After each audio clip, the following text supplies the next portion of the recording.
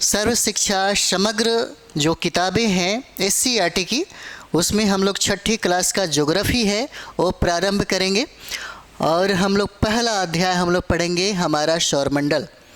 Hello नमस्कार दोस्तों, उम्मीद है आप सभी लोग अच्छे होंगे, बढ़िया होंगे आप सभी लोग। आज हम लोग प्रारंभ करने हैं 6 क्लास का ज्योग्राफी SCERT की किताबें।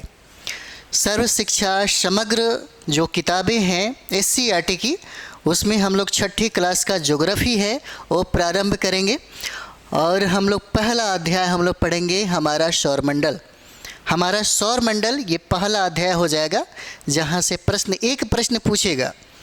BPSC के इतिहास में जितना बार परीक्षा हुआ उसमें एक प्रश्न यहाँ से रहा ही रहा है। एक साल कभी कभी गैप कर दिया, लेकिन हमेशा प्रश्न यहाँ से पूछा गया है हमारा सौरमंडल। तो आज हम लोग कक्षा 6 है ना, छठा क्लास की ये किताबें हैं और सर्व शिक्षा अभियान की ये किताबें हो जाएगी। छठा क्लास की किताब है। बिहार शिक्षक भर्ती 4.0 के लिए बहुत इम्पोर्टेंट है। 4.0 में दिसंबर में जो एग्ज़ाम होने वाला है, अगर आपने ठाना है कि हमें कंप्लीट करना है तो जितना ज़्यादा से ज़्यादा हो सके रूम में बैठिए और सबसे ज़्यादा सेल्फ स्टडी करिए NCERT और SCERT का।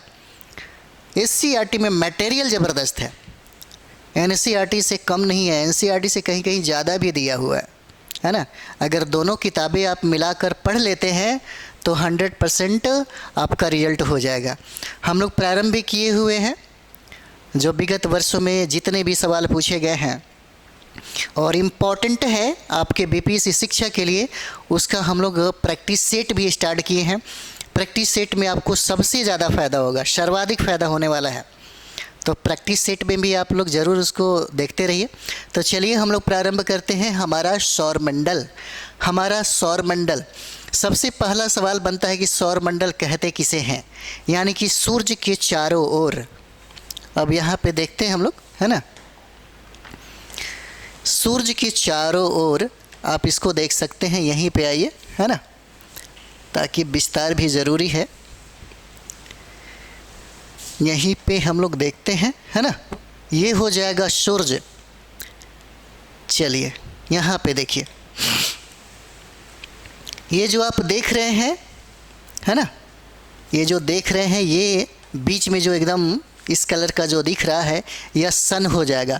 यानी कि सूर्य और उसके चारों ओर जो ग्रहों की संख्या 8 हो जाती है, यानी कि 8 ग्रह हो जाएंगे, है ना। और ग्रहों के जो उपग्रह हैं उपग्रह हो जाएंगे और साथ ही साथ यहाँ पे धूमकेतु हो जाएंगे, क्षुद्र ग्रह हो जाएंगे, उल्का पिंड है। इन सभी के संयुक्त रूप को ही हम लोग सौरमंडल कहते हैं। इसी के संयुक्त रूप को हम लोग सौरमंडल कहते हैं। यानी कि सूर्य और उसके चारों ओर भ्रमण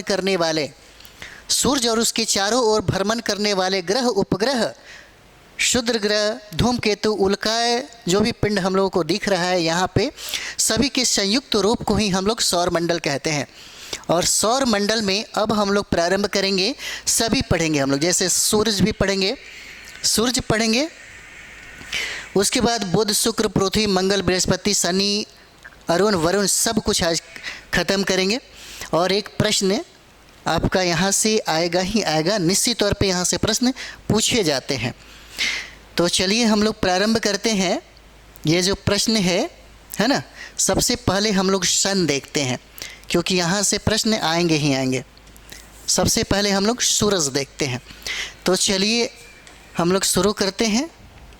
सूरज, है ना, अगर आपके पास किताब हो तो ज़रूर एक बार रिवीजन करिएगा। सूर्य एक तारा हो जाता है। सूर्य है एक तारा है जिसके पास अपना ऊर्जा और अपना प्रकाश होता है। यह ऊर्जा और प्रकाश उत्पन्न करता है। यह जो है ऊर्जा और प्रकाश उत्पन्न करता है। सूर्य जो है यह ऊर्जा और प्रकाश उत्पन्न करता है। सूर्य को तारा कहा जाता है। सूर्य क्या है? एक तारा है। अगर ऐसे प्रश्न दे दे तो इसका आंसर यही हो जाएगा। सूर्य क्या है? एक तारा हो जाता है यहाँ पे। अच्छा, एक चीज़ और भी देखते हैं। जो हम लोग ये सूर्य यहाँ पे देख रहे थे, है ना, यानी कि सूर्य का प्रकाश जो दिखाई देता है हमें, यानी कि सूर्य का जो प्रकाश है, सूर्य का जो प्रकाश है जो हमें दिखाई देता है, उसको हम लोग प्रकाश मंडल कहते हैं। सूर्य का प्रकाश जो हमें दिखाई देता है उसको हम लोग प्रकाश मंडल कहते हैं। उसको हम लोग प्रकाश मंडल कहते हैं। प्रकाश मंडल यानी कि सूर्य का जो वाह्यतम रूप है, यानी कि सूर्य का जो वाह्यतम भाग है उसको हम लोग कोरोना कहते हैं। यानी कि सूर्य के वाह्यतम भाग को है ना, वाह्यतम भाग को कोरोना कहते हैं। कोरोना, है ना, वाह्यतम भाग को क्या कहते हैं? कोरोना कहते हैं। सूर्य के वाह्यतम भाग को कोरोना कहते हैं। और सूर्य का प्रकाश जो हमें दिखाई देता है उसको हम लोग प्रकाश मंडल कहते हैं। प्रकाश मंडल कहते हैं। चलिए आगे हम लोग बढ़ते हैं। पूछा जा सकता है कि सूर्य से पृथ्वी की औसत दूरी कितना है? या प्रश्न ये भी आपसे कर सकता है ना, प्रश्न आपसे ये भी कह सकता है कि इस पृथ्वी से, यानी कि सूर्य से पृथ्वी की अधिकतम दूरी कितना है? प्रश्न पूछा गया है ना, यानी कि पृथ्वी से अधिकतम दूरी कितना है? पृथ्वी से अधिकतम दूरी, है ना, अधिकतम दूरी किसका? सूर्य का। कितना हो जाएगा? तो 15.21 करोड़ किलोमीटर हो जाएगा, है ना, 15.21 करोड़ किलोमीटर हो जाता है। करोड़ किलोमीटर हो जाएगा, है ना। पृथ्वी से अधिकतम दूरी, पृथ्वी से अधिकतम दूरी किसका? ये सूर्य का, जो सन यहाँ पे दिख रहा है ना। उसके बाद पूछा जा सकता है कि पृथ्वी से न्यूनतम दूरी कितना है? अधिकतम दूरी तो हो गया, तो पृथ्वी से सूर्य का न्यूनतम दूरी जो है ना, न्यूनतम दूरी जो हो जाएगा, न्यूनतम दूरी यहाँ पे 14.70 करोड़ किलोमीटर हो जाएगा, है ना। यहाँ पे 14.70 करोड़ किलोमीटर हो जाता है। करोड़ किलोमीटर हो जाता है यहाँ पे। एक प्रश्न जो है बीपीसी ने बार बार पूछा था सूर्य का व्यास कितना है? सूर्य का प्रकाश पृथ्वी तक आने में कितना समय लेता है? ये सारे के सारे प्रश्न हम लोग आज देखेंगे। यानी कि विगत वर्षों में जो पूछे गए सवाल हैं, 10-15 सालों में जो भी पूछा गया है, सौर मंडल से एक बार ज़रूर आप यह क्लास पढ़ने के बाद आप प्रश्न बनाइएगा। आपसे सारे के सारे प्रश्न बनेंगे, है ना, आपसे सारे के सारे प्रश्न बनेंगे। तो पृथ्वी से सूर्य की अधिकतम दूरी 15.21 करोड़ किलोमीटर हो जाता है। तो पृथ्वी से न्यूनतम जो है सूर्य की दूरी जो है 14.70 करोड़ किलोमीटर हो जाता है यहाँ पे, है ना। उसके बाद हम लोग आगे और भी चीज़ें यहीं पे देखेंगे। सूर्य के बारे में जब कर रहे हैं तो थोड़ा सा और भी कर लिया जाए, है ना। पूछा जा सकता है आपसे कि सूर्य का व्यास कितना है?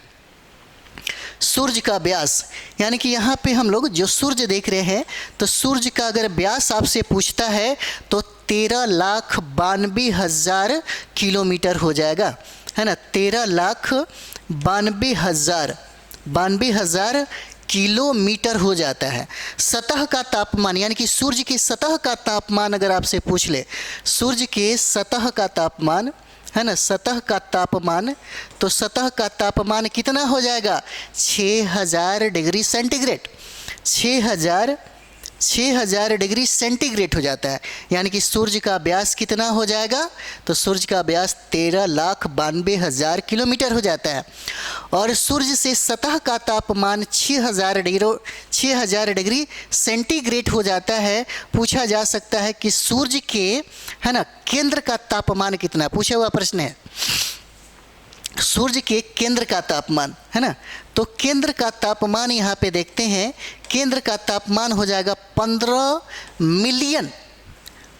मिलियन डिग्री सेंटीग्रेड हो जाता है। केंद्र का तापमान हो जाएगा 15 मिलियन डिग्री सेंटीग्रेड हो जाएगा। केंद्र का तापमान यहाँ पे पूछा जाए तब।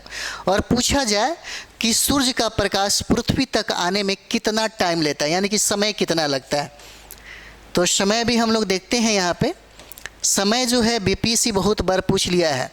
यानी कि सूर्य का प्रकाश पृथ्वी तक आने में जो समय लेता है वह समय 8 मिनट 8 मिनट 20 सेकंड का समय लेता है। 8 मिनट 20 सेकंड का समय लेता है। अगर प्रश्न आपसे पूछ दे और आंसर में 4 ऑप्शन दिया हो और कहीं कहीं 8 मिनट और 16 सेकंड भी रहे तो सही होगा, कहीं कहीं 8 मिनट भी रहे तो ये भी सही होगा, क्योंकि इस तरीके से बहुत बार प्रश्न बीपीएससी ने किया है और सही भी रहा है। तो एक बार ज़रूर प्रश्न को भी आप लोग देखिएगा, इसका फ़ायदा आपको मिलेगा, है ना। तो सूर्य से पृथ्वी तक प्रकाश को आने में जो समय लगता है वह समय 8 मिनट 20 सेकंड का लगता है ना। यहीं पे ये सन हो जाएगा और सन से पृथ्वी तक आने में, यानी कि सूर्य का प्रकाश पृथ्वी तक आने में 8 मिनट और 20 सेकंड का समय लेता है। इम्पॉर्टेंट है आपके लिए। चलिए नेक्स्ट हम लोग और भी चीज़ें यहीं पे देखते हैं, यहीं पे और भी चीज़ें हम लोग देख लें। चलिए और भी चीज़ें हम लोग यहाँ पे देखते हैं। आपसे पूछा जा सकता है कि एक प्रकाश वर्ष बराबर क्या हो जाएगा, है ना। यानी कि एक प्रकाश वर्ष बराबर कितना हो जाता है, तो यहाँ पे देखते हैं एक प्रकाश वर्ष बराबर, है ना। एक प्रकाश वर्ष बराबर कितना हो जाएगा, तो 9.45 गुने 10 के पावर 13, है ना, 10 के पावर 13 किलोमीटर हो जाता है ना। एक प्रकाश वर्ष बराबर, प्रकाश वर्ष जो है यह दूरी की इकाई हो जाता है। इसलिए हो सकता है कभी कभी आपसे प्रश्न पूछ दे कि एक प्रकाश वर्ष बराबर कितना, तो 9.45 गुने 10 के पावर 13 किलोमीटर हो जाएगा। आपसे ये भी सवाल पूछ सकता है, पूछा गया सवाल है कि एक पारसिक बराबर कितना होता है ना। एक पारसिक बराबर कितना होता है। देखिए पारसिक जो है ना दूरी की सबसे बड़ी इकाई हो जाती है। पारसिक जो है यह दूरी की सबसे बड़ी इकाई है, दूरी की, है ना, दूरी की सबसे बड़ी इकाई है, या इकाई है, मापने वाला यंत्र हो जाता है। या कौन, एक पारसिक बराबर 3.6 प्रकाश वर्ष हो जाता है। एक पारसिक बराबर 3.6 प्रकाश वर्ष हो जाता है ना, प्रकाश वर्ष हो जाएगा, इतना हो जाता है। तो ये अगर सूर्य से प्रश्न जो भी आपको पूछे यही पूछेगा। सूर्य से अगर प्रश्न बनता है तो यहीं से प्रश्न आपको पूछेगा। उसके बाद देखिए हम लोग देखते हैं यहाँ पे, उसके बाद यहाँ पे देखिए, इसको आगे थोड़ा सा लेके आते हैं, है ना। तो यहाँ पे अगर हम लोग बात करें, यहाँ पे इसको पहले मिटाया जाए, है ना, ताकि चीज़ें अच्छा से आपको दिखाई दे। जैसे सूर्य से दूरी के आधार पे ग्रहों का जो क्रम है उसको हम लोग देखेंगे। सबसे पहले यानी कि सूर्य से सबसे जो नज़दीक ग्रह है वह बुध हो जाएगा। बुध के बाद क्या हो जाएगा, बुध, शुक्र, पृथ्वी, मंगल। अब देखिए बुध हो जाएगा, शुक्र हो जाएगा, पृथ्वी हो जाएगा और मंगल हो जाएगा, है ना। बुध, शुक्र, पृथ्वी, मंगल जो हम लोग अभी 4 ग्रह देख रहे हैं, इस 4 ग्रहों को हम लोग आंतरिक ग्रह कहते हैं। यानी कि सूर्य से दूरी के आधार पे हम लोगों ने जिस ग्रह को मतलब क्रम के अनुसार हम लोगों ने जो किया, यानी कि बुध, शुक्र, पृथ्वी, मंगल हो जाएगा। बुध, शुक्र, ये बुध हो जाएगा, शुक्र, पृथ्वी और मंगल हो जाता है। इन चारों ग्रहों को हम लोग आंतरिक ग्रह कहते हैं। इन चारों ग्रहों को हम लोग आंतरिक ग्रह कहते हैं। आंतरिक ग्रह कहिए या भीतरी ग्रह कहिए, बात बराबर है। आंतरिक ग्रह कहिए या भीतरी ग्रह कहिए, है ना। इन चारों को हम लोग आंतरिक ग्रह कहते हैं। उसके बाद हम लोग देखेंगे बृहस्पति, शनि, अरुण, वरुण। बृहस्पति, शनि, अरुण, वरुण, इन चारों ग्रहों को हम लोग बाह्य ग्रह कहते हैं। इन चारों को हम लोग बृहस्पति, शनि, अरुण और वरुण, इसको हम लोग बाह्य ग्रह कहते हैं। इसको हम लोग बाह्य ग्रह कहते हैं। ठीक है, मुझे लगता है कि इतना आप समझ गए होंगे। यानी कि सूर्य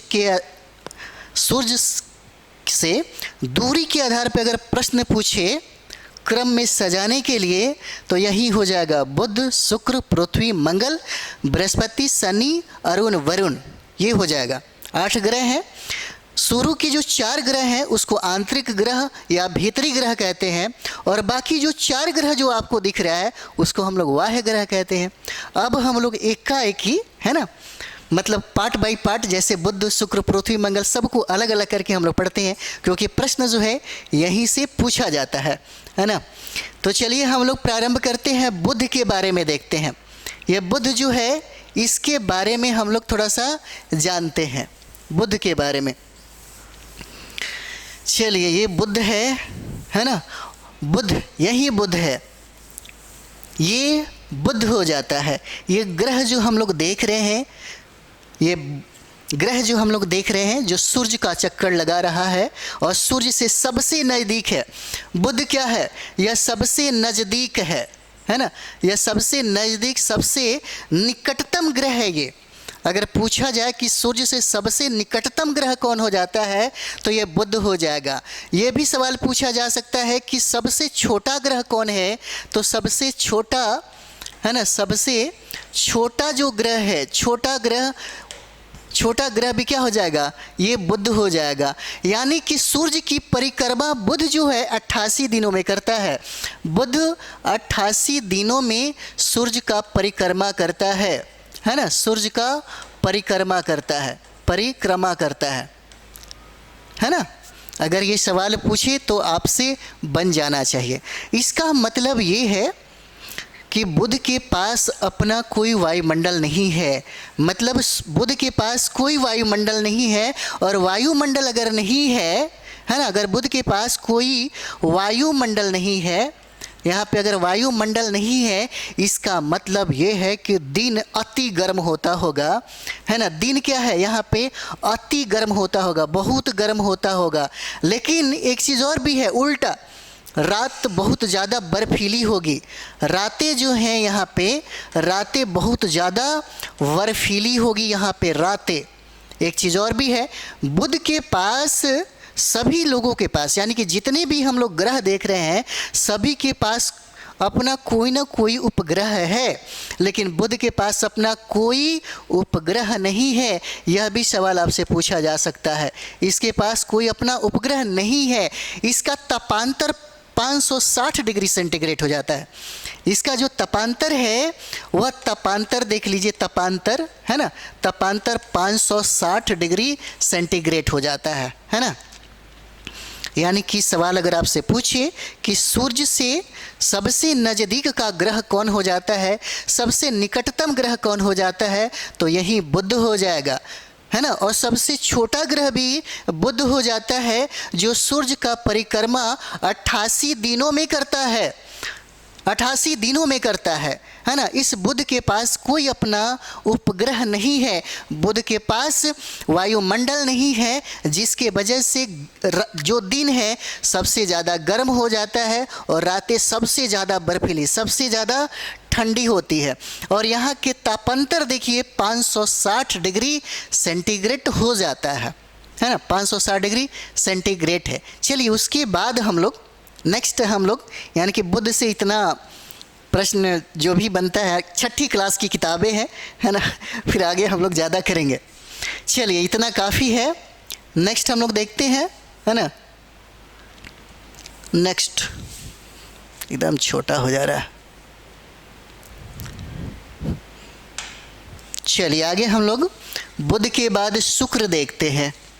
यहाँ से सर्वाधिक प्रश्न जो है आपसे पूछा जाता है ना। हम लोगों ने देखा दूरी के आधार पर, यानी कि सूर्य से दूरी के आधार पर क्रम हम लोग देख रहे थे, जिसमें हम लोगों ने बुध को ख़त्म किया। अभी हम लोग बुध के बाद क्या है, बुध के बाद शुक्र का स्थान आ जाता है। दूसरा स्थान जो है शुक्र का आ जाता है। अच्छा एक चीज़ और भी हम लोग देखेंगे, शुक्र जो है यह सर्वाधिक गर्म ग्रह है। शुक्र जो है सर्वाधिक गर्म ग्रह है और यह सूर्य से दूरी के आधार पर दूसरा स्थान इसका आता है। दूरी के आधार पर दूसरा, तो पहला स्थान बुध का है। अब यहाँ पे देखिए इसकी परिक्रमण जो है, इसकी परिक्रमण देख लीजिए, पूछा जाता है इसकी परिक्रमण जो है पूर्व से पश्चिम दिशा में है, बाकी का पश्चिम से पूर्व दिशा में है। इसका परिक्रमण जो है ना, इसका परिक्रमण पूर्व से पश्चिम दिशा में है, पूर्व से पश्चिम दिशा में है ना, पूर्व से पश्चिम दिशा में है। और यह पृथ्वी की सबसे निकटतम ग्रह है। अब यहाँ पे देख लीजिए, बुध शुक्र पृथ्वी है ना, क्या है, यह सबसे निकटतम है, है ना, और फिर निकटतम मंगल से भी हो जाता है पृथ्वी। तो चलिए, सबसे निकटतम पृथ्वी से शुक्र जो है पृथ्वी से क्या है, निकटतम ग्रह है। पूछा गया है यह सवाल, निकटतम ग्रह हो जाता है यह। अब देखते हैं सूर्य चंद्रमा के बाद, यानी कि सूर्य और चंद्रमा के बाद जो सबसे ज़्यादा चमकने वाला जो ग्रह है वो सबसे ज़्यादा यही शुक्र चमकता है। यानी कि सूर्य और चंद्रमा के बाद सबसे ज़्यादा चमकने वाला ग्रह शुक्र हो जाता है, यही शुक्र हो जाएगा, है ना, यही क्या हो जाता है, शुक्र हो जाता है। अच्छा, शुक्र को देखिएगा तो शुक्र को भोर का तारा, है ना, शुक्र को यहाँ पे भोर का तारा कहिए या साँझ का तारा कहिए।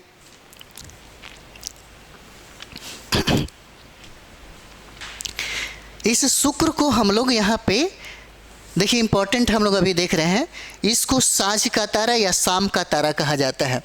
शुक्र को शाम का तारा कहा जाता है, शाम का तारा कहा जाता है, और यहाँ तक इसको भोर का तारा भी कहा जाता है, भोर का तारा कहा जाता है। और इसका कुछ व्यवहार जो है शुक्र का वह पृथ्वी के साथ मिलता जुलता है, इसीलिए इस शुक्र को पृथ्वी की जुड़वा बहन कहते हैं, इसको जुड़वा बहन कहते हैं, पृथ्वी की इसे जुड़वा बहन कहते हैं। इसका मतलब ये है कि बुध के समान ही शुक्र के पास अपना कोई उपग्रह नहीं है, इसके पास भी कोई उपग्रह नहीं है, यहाँ पर इसके पास भी कोई उपग्रह नहीं है। और एक चीज़ और भी यहाँ पे देखेंगे, शुक्र के पास कार्बन डाइऑक्साइड यानी कि CO2 जो है 90 से लेकर के 95% तक पाया जाता है, और यही वजह होता है कि यहाँ पर प्रेशर कुकर की दशा बनती है। यही वजह है कि यहाँ पर प्रेशर कुकर की, है ना, प्रेशर कुकर की दशा बनती है। पूछा जा सकता है कि प्रेशर कुकर की दशा किस ग्रह पे बनती है, तो वो ग्रह हो जाएगा आपका शुक्र हो जाता है। शुक्र सूर्य और चंद्रमा के बाद सबसे चमकीला ग्रह हो जाता है, जो पृथ्वी से सबसे निकटतम है। इसका परिक्रमण जो है पूरब से पश्चिम होता है, इसे हम लोग शाम का तारा, साँझ का तारा, भोर का तारा भी कहते हैं। शुक्र को पृथ्वी का जुड़वा बहन भी कहते हैं, जिसके पास अपना कोई उपग्रह नहीं है, यहाँ पर इसका कोई उपग्रह नहीं है। तो चलिए आगे हम लोग बढ़ते हैं। इसके बाद हम लोग नेक्स्ट यहीं पे देखते हैं, है ना। अगर बुक्स आपके पास है तो ज़रूर एक बार पढ़िएगा, बहुत फ़ायदा होगा, इसका बहुत फ़ायदा आपको मिलेगा। चलिए, हम लोगों ने बुध किया, बुध के बाद शुक्र किए, अभी हम लोग पृथ्वी करेंगे। यहाँ पे पृथ्वी करेंगे। यहाँ से सबसे ज़्यादा सवाल पूछा जाता है, पूछा जाएगा कि सूर्य से दूरी के आधार पर पृथ्वी का स्थान कितना हो जाएगा। तो इस पृथ्वी का स्थान कितना है, तीसरा हो जाता है, तीसरा दूरी के आधार पर, है ना। अगर आकार के आधार पर अगर कह दे तो आकार के आधार पर पृथ्वी का स्थान पाँचवा हो जाता है, पाँचवा आकार के आधार पर, और दूरी के आधार पे क्या हो जाएगा, तीसरा हो जाएगा। यह अपने 23.5 डिग्री अक्ष पर झुका हुआ है, 23.5 डिग्री अक्ष पर क्या है, झुका हुआ है। पृथ्वी के पास एकमात्र अपना उपग्रह है, जिसको हम लोग चंद्रमा कहते हैं। इसके पास क्या है, मात्र एक उपग्रह है, जिसको हम लोग चंद्रमा कहते हैं, है ना। और यहाँ पे देखिएगा, यानी कि पृथ्वी और सूर्य के बीच की अगर आपसे औसत दूरी पूछे, ये देखिए यही सूर्य है और ये पृथ्वी हो जाएगा। पूछा जा सकता है कि औसत दूरी कितना है ना, औसत दूरी, तो औसत दूरी हो जाएगा 15 करोड़ किलोमीटर, 15 करोड़ किलोमीटर हो जाएगा औसत दूरी। और पृथ्वी के पास अपना वायुमंडल भी है, और यहाँ पे जल की अधिकता के कारण जल की अधिकता के कारण इसको हम लोग नीला ग्रह कहते हैं। जल की अधिकता के कारण क्या है, यह नीला दिखता है, इसीलिए हम लोग इसे नीला ग्रह कहते हैं। किसको, पृथ्वी को कहते हैं हम लोग, नीला ग्रह भी कहते हैं। अगर पृथ्वी की आकृति अगर आपसे पूछे कि इस पृथ्वी की आकृति कैसा है, तो यह आकृति जो है जियोड हो जाएगा, जियोड आकृति इसका हो जाता है। और एक चीज़ और भी आप देख लीजिए, पृथ्वी जो है दो ग्रहों के बीच में है, शुक्र और मंगल। बहुत बार यह सवाल पूछा हुआ है, किसके बीच में है, तो यहाँ पे देख सकते हैं आप, किसके, शुक्र और मंगल के बीच में है। यह शुक्र और मंगल के बीच में, देखिए ये वाला और ये है ना, और इसके बीच में क्या है, ये पृथ्वी हो जाएगा। यानी कि दोनों ग्रहों के बीच में कौन है, ये पृथ्वी हो जाता है ना। तो पृथ्वी दूरी के आधार पे है ना, सूर्य से दूरी के आधार पे इसका स्थान तीसरा है।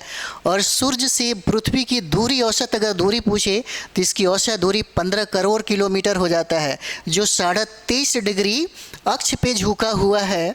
और पृथ्वी के पास वायुमंडल है, जीवन यहीं पे रह रही है ना। और यहाँ पे जल की अधिकता ज़्यादा है, इसलिए यह नीला दिखाई देता है।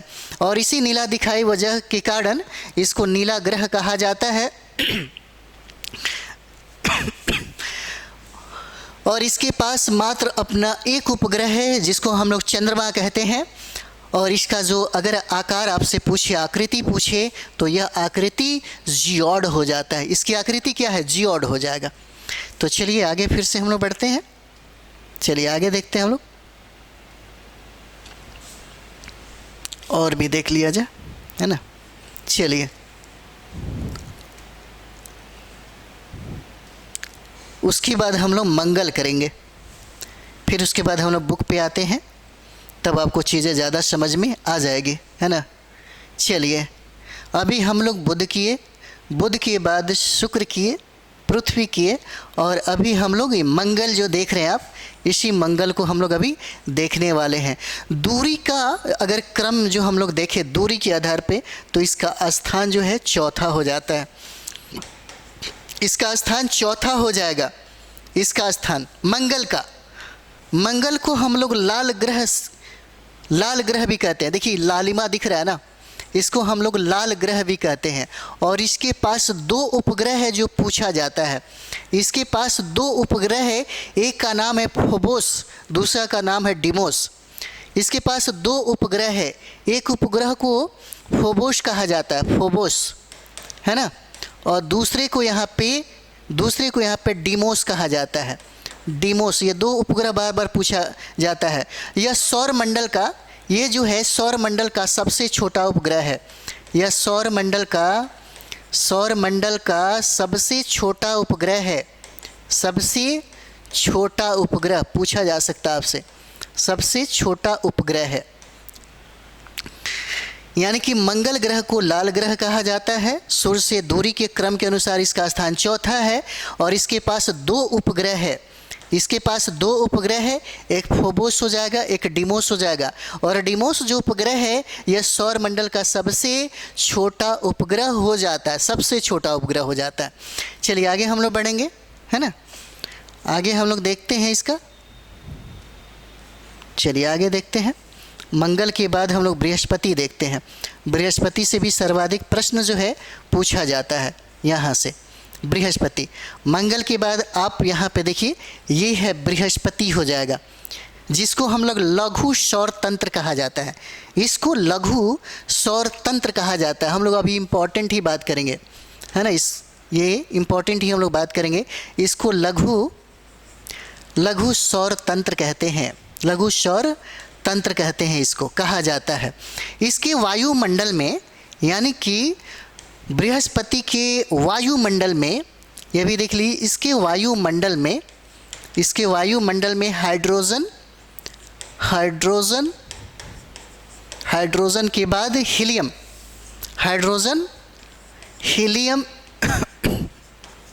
हीलियम, मीथेन, और मीथेन के बाद अमोनिया है। अमोनिया गैसों की प्रधानता है यहाँ पे, अमोनिया गैसों की प्रधानता है किसके पास, बृहस्पति के पास। और बृहस्पति के पास स्वयं रेडियो ऊर्जा भी है, स्वयं रेडियो ऊर्जा है, स्वयं रेडियो ऊर्जा है। अगर प्रश्न आपसे पूछे तो इसका आंसर क्या हो जाएगा? बृहस्पति हो जाता है ना।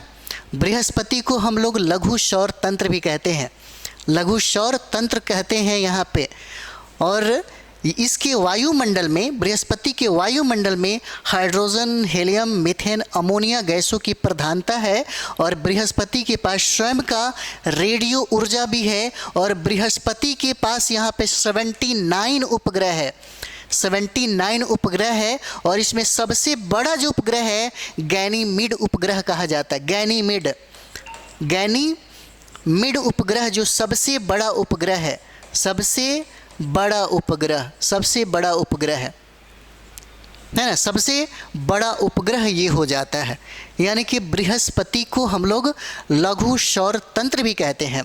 और बृहस्पति के पास, यानी कि बृहस्पति के पास जो वायुमंडल है उसमें gas hydrogen, helium, methane, ammonia की प्रधानता सबसे ज़्यादा है। यानी कि बृहस्पति के पास स्वयं रेडियो ऊर्जा भी है और इसके पास 79 उपग्रह भी हो जाता है। और 79 उपग्रहों में गैनीमीड उपग्रह सबसे बड़ा उपग्रह है ना, सबसे बड़ा उपग्रह हो जाता है। चलिए आगे हम लोग देखते हैं अगला। चलिए आगे हम लोग और भी देखें ताकि टोटल उपग्रह यहाँ से समाप्ति कर लेते हैं, है ना। टाइम तो आपके पास भी नहीं है, टाइम आपके पास नहीं है। खूब पढ़िए, जितना ज़्यादा से ज़्यादा हो सके उतना मेहनत करिए। चलिए उसके बाद हम लोग यहाँ पे शनि देखेंगे। ये क्या हो जाएगा? ये शनि हो जाएगा। और सबसे इम्पोर्टेंट क्या है यहाँ पे चारों ओर पूर्ण रूप से जो 7 वलय जो दिखता है, गैसों का एक गोला जो दिखता है, इसके लिए ये सबसे ज़्यादा प्रसिद्ध है। शनि जो है ये सबसे ज़्यादा इसके लिए विकसित है, यानी कि पूर्ण विकसित जो वलय है यहाँ पे, पूर्ण विकसित वलय है, वलय बाला की तरह, उसकी संख्या 7 है यहाँ पे। किसके पास? शनि के पास। और यहाँ पे गैसों का गोला है एक, यानी कि शनि के पास देखिएगा तो सैनिक के पास जो है गैसों का, है ना, गैसों का एक गोला है, गोला, गैसों का यहाँ पे गोला मिलेगा। और इसमें भी बिल्कुल बृहस्पति की तरह, इसमें भी बृहस्पति की तरह आपको मिलेगा हाइड्रोजन मिलेगा, हीलियम मिलेगा और यहाँ पे मीथेन मिलेगा। और मीथेन के बाद अमोनिया गैसों की प्रधानता देखने को मिलेगा, अमोनिया गैसों की प्रधानता यहाँ पे देखने को मिलता है। और यहाँ पे देखिएगा, यानी कि जितने भी हम ग्रह देख रहे हैं उन सारे लोगों में शनि के पास सबसे ज़्यादा उपग्रह है, यानी कि इसके पास 82 उपग्रह है। शनि के पास कितना है? 82 उपग्रह है। और इसमें सबसे बड़ा उपग्रह टाइटन है, सबसे बड़ा उपग्रह टाइटन है, सबसे बड़ा उपग्रह। और टाइटन का आकार इतना बड़ा है कि बुध के आकार के बराबर हो जाता है टाइटन का आकार, है ना। तो यहाँ पे शनि हम लोग उपग्रह देखेंगे। शनि उपग्रहों के पास पूर्ण विकसित एक वलय है, जिस बाला की तरह आपको देखिए 7 बाला की तरह है ना। और शनि के पास गैसों का एक गोला है। और यहाँ भी बिल्कुल बृहस्पति की तरह गैस है, हाइड्रोजन, हीलियम, मीथेन और अमोनिया गैसों की प्रधानता है। और शनि के पास 82 यानी कि सर्वाधिक उपग्रहों की संख्या शनि के पास है। और इस उपग्रहों में टाइटन उपग्रह इसके पास सबसे बड़ा है, सबसे बड़ा है, जिसका आकार किसके समान है? बुध ग्रह के समान हो जाता है, इसका आकार बुध के समान हो जाता है। चलिए आगे हम लोग देखते हैं। आगे हम लोग यहाँ पे देखते हैं यूरेनस, है ना, यूरेनस देखते हैं। चलिए आगे हम लोग देख लेते हैं।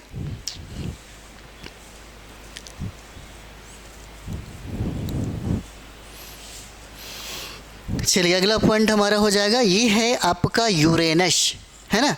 ये यूरेनस है, यानी कि सबसे अधिक अपने अक्षीय साइड में सबसे ज़्यादा झुका हुआ है, इसीलिए इस ग्रह को हम लोग लेटा हुआ ग्रह कहते हैं, है ना। इसीलिए हम लोग अरुण को लेटा हुआ ग्रह कहते हैं, लेटा हुआ ग्रह कहते हैं, इसी को लेटा हुआ ग्रह कहते हैं इसको। और यह सूर्य की परिक्रमा, अरुण जो है सूर्य की परिक्रमा जो है यह 84 वर्ष में करता है, यह 84 वर्ष में परिक्रमा करता है। और इस अरुण के पास हाइड्रोजन, हीलियम, मीथेन, अमोनिया गैसों की प्रधानता है। इसके पास भी hydrogen, helium helium, methane, methane और अमोनिया गैसों की प्रधानता है इसके पास भी। अमोनिया गैसों की इसके पास प्रधानता है। और दूर ज़्यादा होने के कारण, मतलब सूर्य से ज़्यादा दूर होने के कारण यह सबसे ज़्यादा ठंडा अवस्था में रहता है। सबसे ज़्यादा ठंडा अवस्था में रहता है कौन? अरुण रहता है सबसे ज़्यादा। और इसके पास यानी कि यूरेनस के पास चारों ओर से 5 बलाएँ हैं, 5 वलय है। और 5 वलय भी आप लोग देख ही लीजिए, इसके पास 5 वलय है ना। ये 5 वलय क्या हो जाएगा?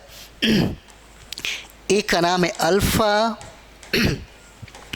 Beta, alpha beta, gamma, delta, delta epsilon, है ना, एप्सिलॉन हो जाता है।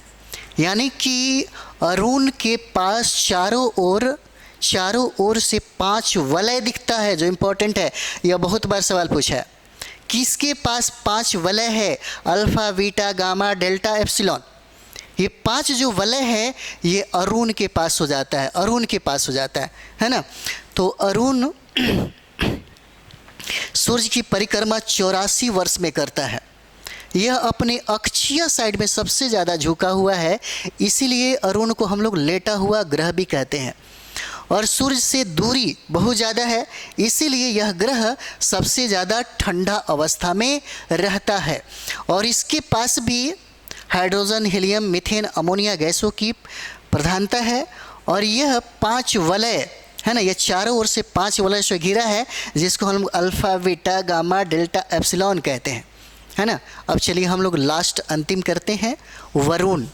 लास्ट अंतिम जो है वरुण हम लोग देखते हैं, फिर उसके बाद हम लोग किताब के साइड में आते हैं।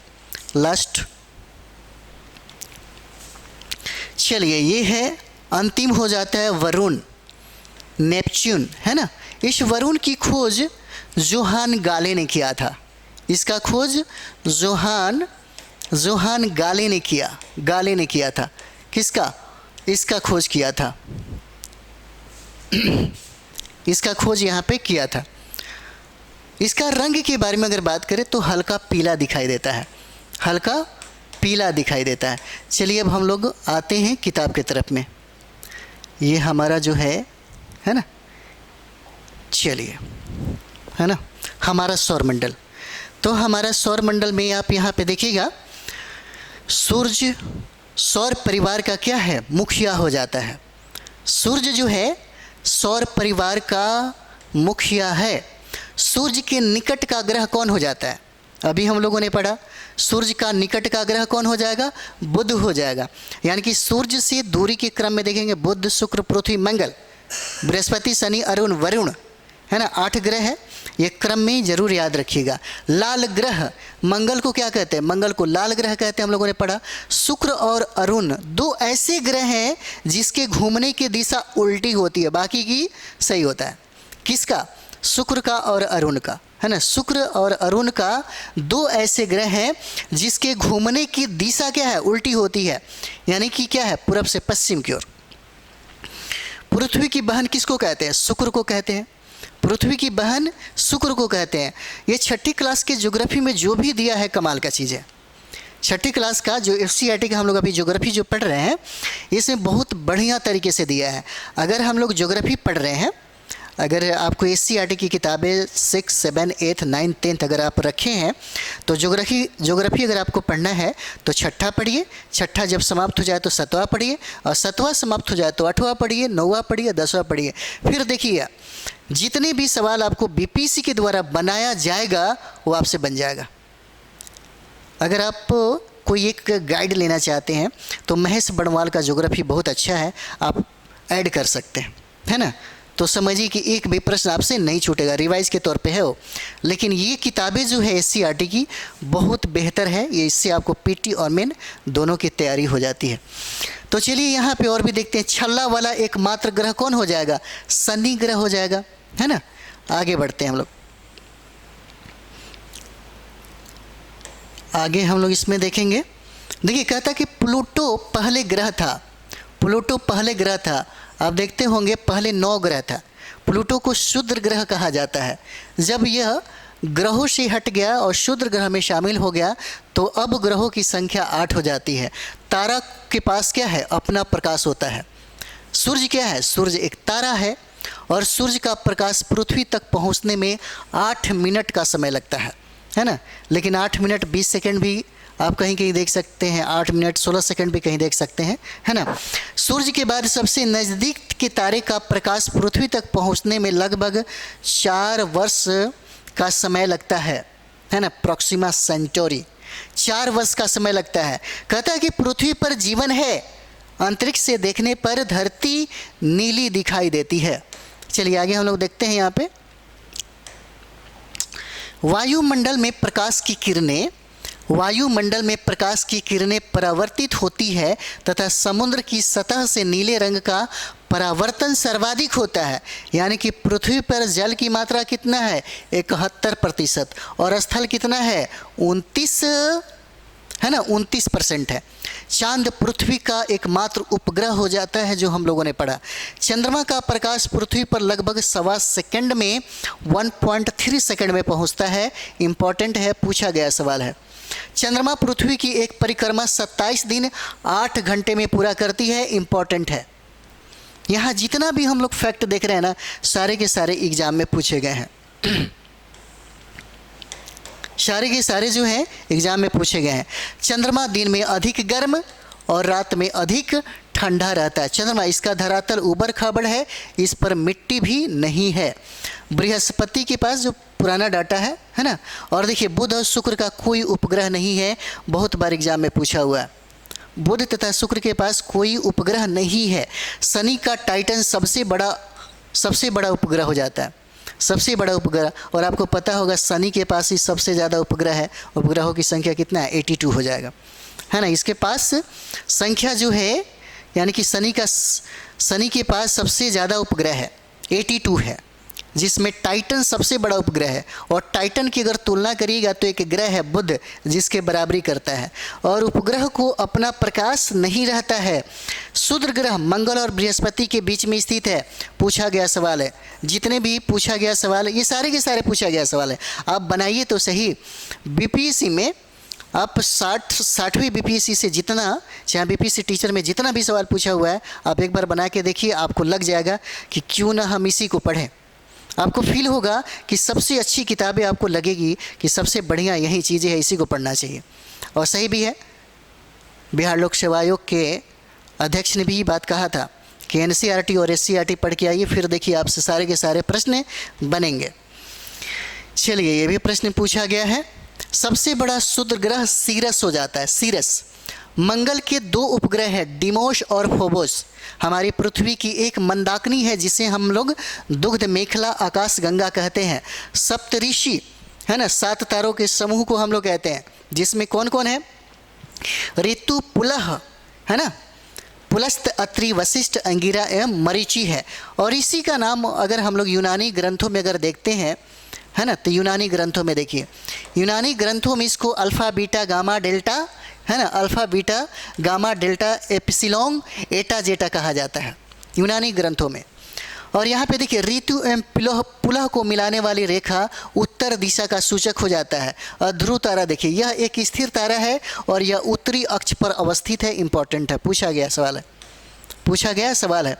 विषुवत रेखा पर किसी भी स्थान से देखने पर ध्रुव तारा क्षितिज पर दिखाई देता है और यह हमेशा उत्तर दिशा में होता है ना, यह हमेशा उत्तर दिशा में होता है। चलिए आगे हम लोग बढ़ते हैं इसको। यहाँ पे हम लोग आगे बढ़े। अच्छा, एक चीज़ और भी देख लीजिए। हमें लगता है कि कभी कभी, है ना, इसका ज्ञान होना ज़रूरी हो जाता है। इसका जो ज्ञान है हम लोग के पास होना ज़रूरी हो जाता है। चलिए यहाँ पे हम लोग देखते हैं, है ना। जैसे यहाँ पे एक बार देख लीजिए, इसको एक बार हम लोग देखते हैं ऐसे, है ना। चलिए, ये पृथ्वी हो जाएगा, है ना। पृथ्वी छोड़िए, अर्थ हो जाता है, अर्थ हो जाएगा। अर्थ को 2 भागों में बांटने वाली जो रेखा है, इसी को हम लोग 0 डिग्री अक्षांश कहते हैं। इसको 0 डिग्री अक्षांश कहा जाता है ना। इसको इक्वेटर भी कहा जाता है, इक्वेटर भी कहा जाता है। और इसी रेखा को हम लोग विषुवत रेखा भी कहते हैं, इसी को हम लोग विषुवत रेखा भी कहते हैं, है ना। इसका मतलब ये है कि पूरब और पश्चिम की मिलाने वाली रेखा को, ईस्ट और वेस्ट पोल को मिलाने वाली जो रेखा है, इसी को हम लोग क्या कहते हैं, अक्षांश कहते हैं, है ना। इसी को हम लोग क्या कहते हैं, अक्षांश कहते हैं। ये जो हम लोग देख रहे हैं इसी को हम लोग अक्षांश कहते हैं। चलिए और भी देखते हैं। अक्षांश हो गया और पेन भी चेंज कर लिया जाए। चलिए इसको रखते हैं।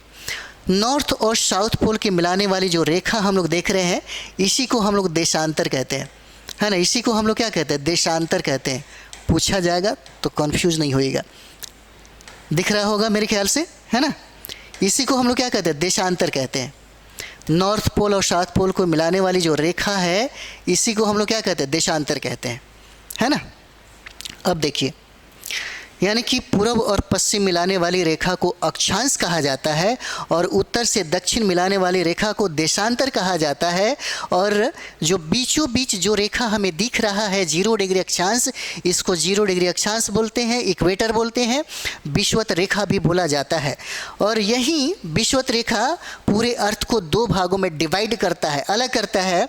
इसके उत्तर जाएंगे तो इसको हम लोग उत्तरी गोलार्ध कहते हैं, और इसके दक्षिण जाएंगे तो इसको दक्षिणी गोलार्ध कहते हैं, है ना। एक उत्तरी गोलार्ध हो जाएगा और दूसरा दक्षिणी गोलार्ध हो जाता है, ये दक्षिणी गोलार्ध हो जाएगा। उसके बाद जब हम 0 डिग्री से 23.5 डिग्री नॉर्थ जाएंगे, है ना, 23.5 डिग्री नॉर्थ जाएंगे तो इसी रेखा को हम लोग कर्क रेखा कहते हैं, इसी रेखा को हम लोग कर्क रेखा कहते हैं। और यही कर्क रेखा भारत को बीचों बीच से 2 भागों में डिवाइड कर देती है ना, जो पूछा जाता है कर्क रेखा। उसके बाद जब हम लोग 0 डिग्री अक्षांश यानी कि इक्वेटर से जब दक्षिण 23.5 डिग्री आएंगे, यहाँ पे यही 23.5 डिग्री हम लोग दक्षिण आएंगे तो इसी रेखा को हम लोग मकर रेखा कहते हैं, मकर रेखा कहते हैं। इसलिए हम बता दिए ताकि यह अगले क्लास में, अगले टॉपिक में आपको जब आएगा तो चीज़ें समझ में आ जानी चाहिए, है ना। तो चलिए आगे बढ़ते हैं हम लोग, चलिए आगे बढ़ते हैं। प्राचीन भारत में नाविक उत्तर दिशा, है ना, देखने के लिए इसका इस्तेमाल करते थे। और पृथ्वी के चारों ओर विभिन्न तारों का समुदाय है जिसकी संख्या कितना, 27 बताया जा रहा है। और चांद को पृथ्वी की परिक्रमा करने के दौरान किसी न किसी तारों के समूहों से गुजरना पड़ता है। इस तारे के समूह को नक्षत्र कहते हैं। 27 नक्षत्र के नाम भी हम लोग देख सकते हैं, है ना। चलिए आगे बढ़ते हैं। पृथ्वी प्रत्येक नक्षत्र को, है ना, पृथ्वी प्रत्येक नक्षत्र को 14 दिन में पार कर लेती है। और नक्षत्र की अवधि कितना होता है, 14 दिन, याद रखिएगा। कितना दिन हो जाएगा, 14 दिन हो जाएगा। ओहो, चलिए आइए। बुध, शुक्र, पृथ्वी, मंगल, बृहस्पति, शनि, अरुण, वरुण, यानी कि सूर्य से दूरी के आधार पे जो क्रमानुसार है, क्रमानुसार आप भी याद कर लीजिएगा, सही रहेगा, पूछा जाता है। यानी कि पृथ्वी का निकटतम ग्रह कौन है, शुक्र हो जाएगा। आकाशगंगा लाखों तारों का समूह हो जाता है। ब्रह्मांड लाखों आकाशगंगा का समूह है। कुछ लूसेंट का पॉइंट है जो हम आपको बताना चाहते हैं। चलिए यहाँ से प्रश्न पूछा जाएगा। उसके बाद हम लोग अगला टॉपिक पढ़ेंगे, पृथ्वी एवं उसकी गतियाँ। सबसे बड़ा ग्रह कौन है, तो बृहस्पति हो जाएगा, जहाँ पे सबसे छोटा दिन होता है। सबसे बड़ा ग्रह कौन, बृहस्पति, जहाँ पे सबसे छोटा दिन होता है। आकाश में चक्कर लगाने वाले पत्थरों के छोटे छोटे टुकड़े को हम लोग उल्का पिंड कहते हैं। और उल्का पिंड जब वायुमंडल के कक्षा में प्रवेश करते हैं तो हवा के घर्षण के कारण उसमें आग लग जाती है, जो जल जाता है ना। तो अगला हम लोग जो टॉपिक पढ़ने वाले हैं वो पृथ्वी उसकी गतियाँ हैं। अगर आपके पास किताब है SCERT की, अगर आपके पास किताब है तो ज़रूर एक बार पढ़ लीजिएगा। हम लोग एक्स्ट्रा इसलिए कराते हैं ताकि अगले क्लास में आपको ज़्यादा फ़ायदा मिलेगा। और सारे के सारे जो अभी टॉपिक हम लोग पढ़ें एग्ज़ाम के व्यू से बहुत इम्पॉर्टेंट है। हम आपको यही कहेंगे कि ज़्यादा से ज़्यादा सेल्फ स्टडी, बैठिए रूम पे, कहीं मत जाइए, किसी से मत मिलिए, किसी से फ़ोन पे 4 घंटा मत बतियाइए। मात्र 2-3 महीने की तो बात है, रूम पे बैठिए, है ना, और सेल्फ स्टडी करिए। यही एक माध्यम है रिजल्ट आने का। इससे दूसरा मुझे कोई रास्ता नहीं दिखता, कोई दूसरा रास्ता नहीं है, कोई शॉर्टकट नहीं है। आपको मेहनत करना पड़ेगा, आपको हार्डवर्क करने पड़ेंगे। अगर टीचर आपको 1 घंटा 2 घंटा पढ़ाता है तो आप रूम पे जाकर के 10 घंटा पढ़िए, जितना कैपेसिटी है हम आपको कम से कम 12 घंटा रोज़ पढ़िए, बीपीसी टीचर का एक सीट आपको हो जाएगा कन्फर्म 100%। जितना टाइम मिलता है उतना टाइम एससीईआरटी पे लगाइए। और उसके बाद जो हम लोग प्रैक्टिस सेट जो कर रहे हैं, प्रैक्टिस सेट से बहुत फ़ायदा होने वाले हैं। लेकिन फ़ायदा उसी का होता है, जैसे बहुत सारे विद्यार्थी उनको लगता है कि हम प्रैक्टिस सेट ही कर लेंगे हमारा चीज़ें ठीक हो जाएगा। नहीं होगा। जब तक आपके पास आपका सिलेबस जो है, जो किताबें हैं, उस किताबों का अगर अध्ययन आप नहीं किए हुए हैं तो एमसीक्यू का कोई फ़ायदा नहीं होता है। एमसीक्यू का फ़ायदा उन विद्यार्थियों को होता है जिन लोगों ने सबसे ज़्यादा अध्ययन किया है ना। तो चलिए हम लोग मिलते हैं अगले वीडियो में। अगले वीडियो में हम लोग सेकंड टॉपिक पृथ्वी एवं उसकी गतियाँ करेंगे। थैंक यू वेरी मच आप सभी लोग।